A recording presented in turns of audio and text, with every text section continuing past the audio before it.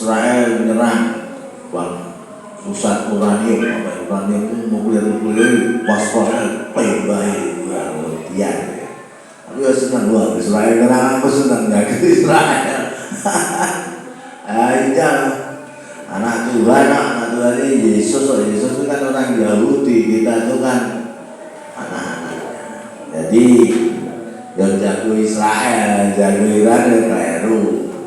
Memang sejarahnya Iran dulu itu termasuk negara Persia ya, utara dari Israel. Dulu ketika zaman dahulu kala itu sebelum Masehi memang Persia itu ada sejarahnya ya. Nabi siapa itu? Nabi Abraham ada, kemudian Nabi itu Daniel. Nabi Daniel juga pernah di Persia itu. Terus juga Esther itu juga pernah hidup di Persia.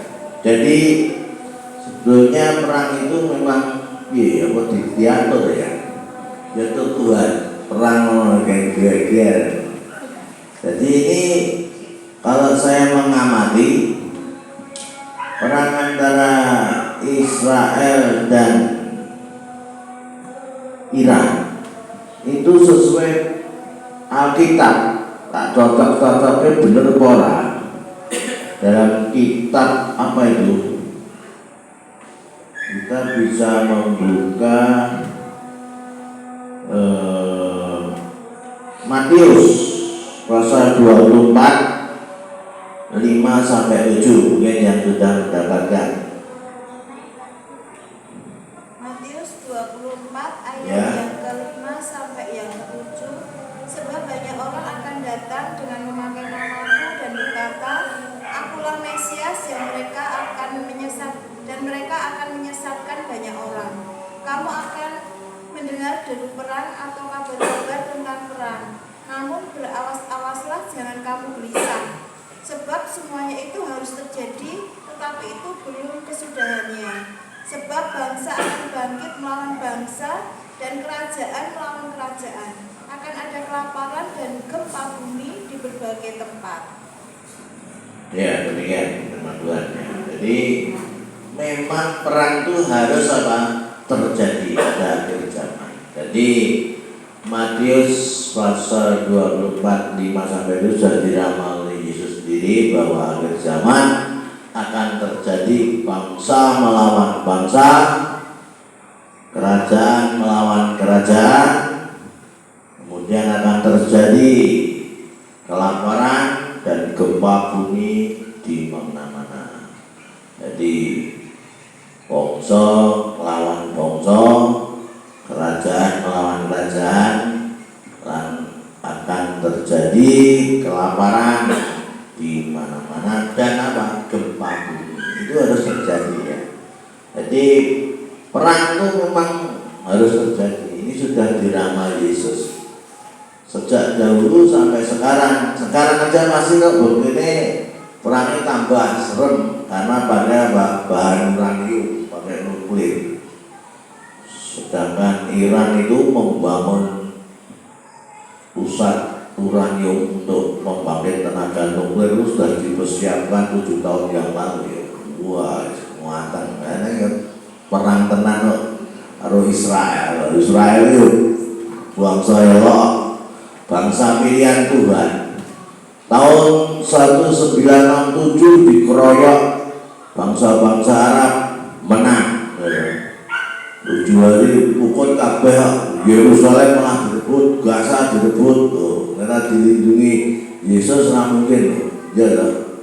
Israel itu elok, mana yang kemana aneh Israel itu perang itu 7 hari menang, kemudian ini dikeroyok bangsa apa nih? Iran, terus apa nih? Sebelahnya itu mana? Iran, Irak, satunya lagi apa? Yaman. Yaman ini melu hidup Israel. Israel menang welok bangsa pilihan. Bangsa yaitu bangsa pilihan, bangsa pinter. Pokoknya ketemunya orang Yahudi. Maka Israel selalu menang. Amerika mesti ngewangi apa? Israel, karena dalam pemerintahan Amerika itu kan ada namanya legislatif, yudikatif, eksekutif. Legislatifnya, parlemennya itu mayoritas Yahudi. Maka kalau dukung ya Yahudi sentris, Sion. Maka presiden sekarang siapa itu? Donald Trump itu ada pencerang yang ngewang Israel tenanan. Serem itu. Perang mesti menang. Itu sudah ngirim kapal ibu kemana itu? Perbatasan sana kirim kapal itu. Suatu perang Amerika turun campur. Wah, sing kawat dhewe terus ngoso iki mikir iki perang dunia ketiga. Nah, perang dunia ketiga itu kan bisa jadi karena perang dunia itu kan semua beberapa negara terlibat. Perang dunia satu dulu antara bangsa-bangsa Eropa perang, terus perang dunia kedua antara Nazi dan Jerman ya. Jerman nyerang Yahudi. Wah, ini Jerman keok ya, kalah tumbas terus foto. Ini perang dunia ketiga ini. Kelompoknya siapa ini? Kelompoknya Iran. Ini kita gabung sama Rusia. Rusia ini negara komunis, negara yang tidak bertuhan. Wah, ini bahaya. Awal dia mesti menuju pada Amerika, negara yang bertuhan ya. Rusia, terus apa itu? Korea Utara itu siapa presidennya? Buanas gitu. Kim Jong Un ini buanas ini komunis gitu. Wah, itu yang ngebyuk Iran. Tambah lagi RT, terus tambah lagi India. Wah, ini menoreh. Dua bersatu perang dunia ketiga. Nah, kita siap-siap aja ya. Tapi sudah dia judul khotbah tadi apa? Anak-anak Tuhan tidak perlu cemas, tidak perlu takut. Walaupun di sana sini banyak berita perang dedan, perang nuklir, bayangno. Ya, nuklir bom atomnya kuat dengan nuklir. Hiroshima Nagasaki itu kena bom aja. Tanahnya sampai sekarang tandus, nggak bisa subur. Apalagi nuklir uraniumnya kuat, meledak. Kalau momen dia sudah dicegah oleh Tuhan Yesus, tidak boleh cemas. Sesuai dengan ayat Matius 24:5-7. Jangan cemas, jangan takut. Anak Tuhan harus bersandar hidupnya pada Tuhan. Bersandar itu satu, banyak berdoa. Ya dong, sehari berdoa berapa kali? Kalau orang Islam 5 kali, kita 7 kali ya. Jam 5 kali tambahin jam 12 pagi, tambahin jam 3 esok 7 kali, jadi lebih kuat. Terus tambah lagi sering baca firman. Jadi kita itu hidup harus membaca firman. Ada tulisan Hermagedon, tahu enggak? Siapa yang tahu? Hermagedon itu Alkitab ada. Saya tadi baca Hermagedon. Hermagedon itu apa? Siapa yang tahu? Jawab lengkap. Coba. Berarti kita tahu baca Alkitab ini. Hermagedon artinya? Bukan. Hermagedon itu perang dahsyat yang terjadi di akhir zaman di sekitar Israel, Yerusalem. Itu Hermagedon, perang besar. Ada istilah Magog, apa itu Magog dan apa Magog ada ya, perang Magog. Ya, Magog dan Magog, ya itu perang Rawu antara terjadi antikris itu anti Yesus. Wah, itu wis ketok antikris itu di sono. Krungu jenenge Yesus itu krungu batal wong saiki. Nek sing wong Yesus Kristus polos pengikut Yesus sabar. Jadi kita itu termasuk hidup di tengah-tengah harimau, di sana sini banyak yang menerkam. Masanya musuhnya apa? Antikris.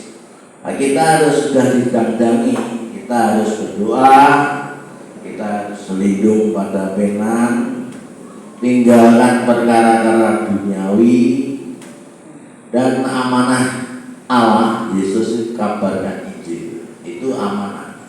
Jadi kalau kita sudah dibaptis dan percaya, Roh Kudus menyertaimu dan kau akan memberitakan Injil, dan orang sakit kamu tumpangi sembuh. Nah ini namanya amanah Allah ya.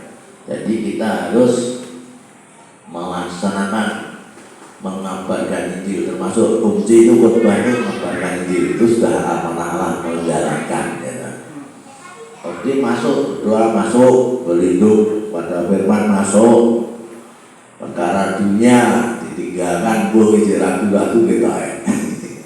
Jadi itu sama mengabarkan Injil, khotbah, terus sampai bertekun sampai akhir hayat. Ini bertekun. Jadi 12 rasul Yesus itu matinya semua sengsara, mati salib semua. Nah, kita bisa nggak bisa? Berani. Karena upah kita besar di surga. Kerajaan Allah itu ada. Jadi kita buka dalam kitab Wahyu pasal 21 ayat 1 sampai 3. Coba yang dibaca itu janji Yesus melalui Nabi Yahya di Pulau Patmos.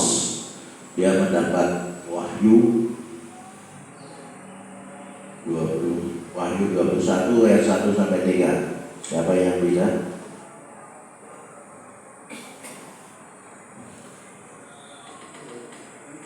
Wahyu 21 1 sampai 3. Demikian. Lalu aku melihat langit yang baru dan bumi yang baru, sebab langit yang pertama dan bumi yang pertama telah berlalu, dan laut pun tidak ada lagi. Dan aku melihat kota yang kudus, Yerusalem yang baru, turun dari surga dari Allah, yang berhias bagaikan pengantin perempuan yang berdandan untuk suaminya. Lalu aku mendengar suara nyaring dari takhta itu berkata, lihatlah, kemah Allah ada di tengah-tengah manusia, dan Dia akan diam bersama-sama dengan mereka. Mereka akan jadi umatnya, dan Dia akan jadi Allah mereka. Ya itu sebetulnya Yesus sendiri dalam kitab Wahyu pasal 21 1 sampai 3. Itu saat Nabi Yahya, Nabi dibuang ke Pulau Patmos, dia mendapat nubuat wahyu mengatakan bahwa akan terjadi langit baru, bumi baru, Yerusalem baru, dan akan dipimpin oleh Yesus sendiri sebagai kepala pemerintahan. Jadi kita nanti hidup damai. Di situ jelas di alam baru, langit baru, bumi baru itu tidak ada apa, tidak ada kesakitan, tidak ada dosa, karena hidup penuh damai bersama Kristus. Itu janji Allah. Itu akan digenapi pasti ya, digenapi. Kalau kita mau melaksanakan bahwa Wahyu 21 ayat 1 sampai 3 itu janji Allah kepada kita supaya kita mendapat kerajaan Allah. Dan kita nanti akan mengalami hidup 1000 hari damai. Betul ya Pak ya? 1000 hari damai, dan kemudian mengalami hidup kiamat dihadiri, kemudian penghakiman oleh Yesus Kristus sendiri, dan nanti akan kita terpisah. Orang jahat lepas dari orang baik, dan semua bisa hidup sesuai dengan janji Allah.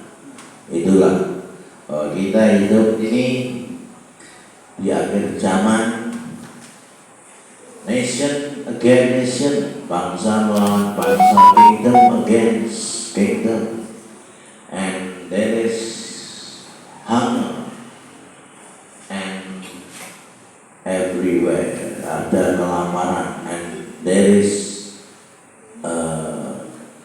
only earthquake everywhere. Ini sudah jadi alam. Bahwa perang antara Iran dan Israel itu sudah bukan hal yang aneh. Itu sudah kodrat, sudah diramalkan bahwa akan terjadi perang. Ya itulah, kita sebagai anak Tuhan harus tadi ingat 5 langkah yang penting. 1 apa tadi? Berdoa. Kedua, sering baca Alkitab. Ketiga, apa? Tinggalkan perkara-perkara duniawi. Duniawi itu gini loh. Contohnya di sini wong foto duitan itu duniawi ya. Dulu duit foto dari abang seneng duniawi. Tapi kalau dulu duit rasa seneng itu termasuk perkara rohani. Saya belajar itu.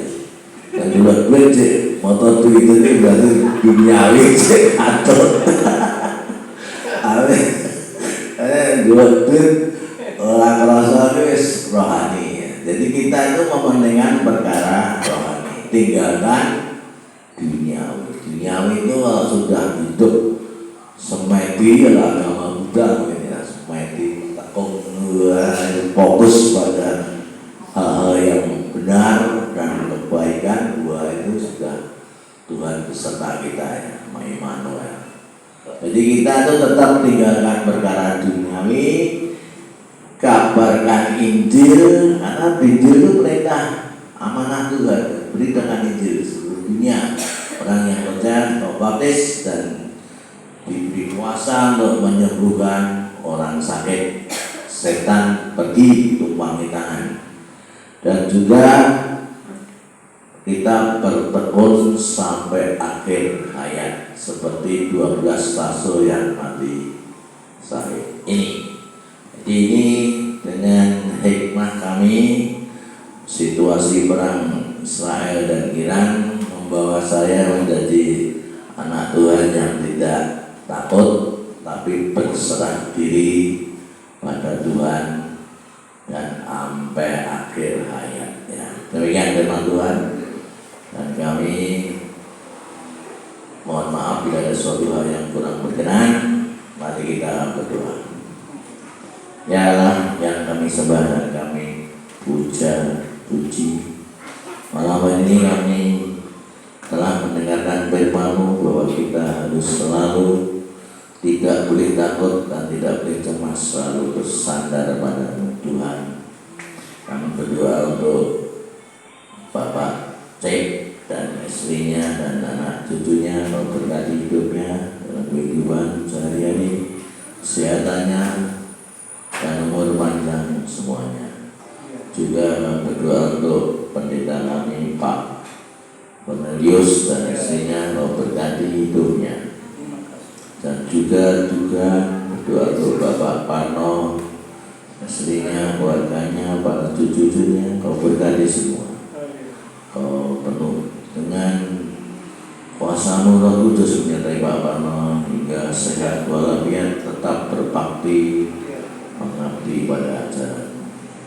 Juga berdoa untuk Pak Kamto, keluarganya, istrinya, anaknya, Kau berkati selalu. Dan berdoa untuk Pak Johan, istrinya, anaknya, Kau berkati selalu.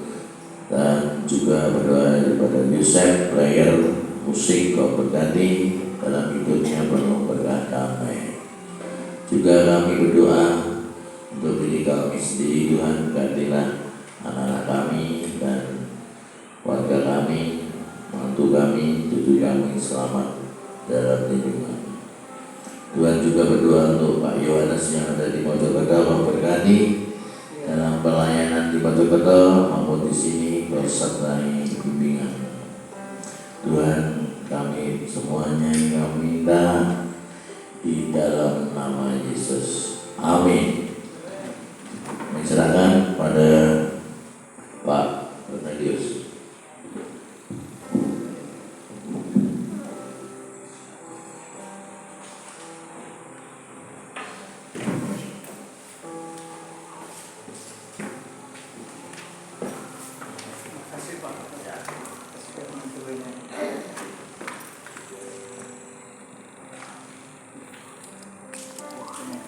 Iya.